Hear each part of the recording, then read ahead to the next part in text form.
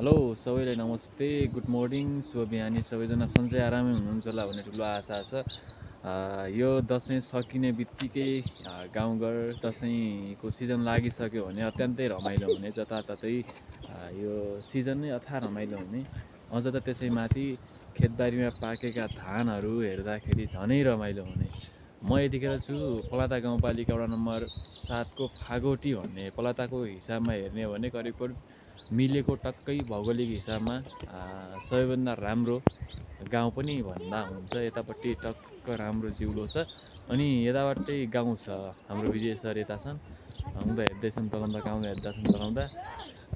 यता माथि हेर्ने हो भने यो चाहिँ डाँडा देखिरहेको छ। यो डाँडा चाहिँ पलाता गाउँपालिका 5 र 4, यतापट्टि 4 पर्छ, यतापट्टि 5 पर्छ।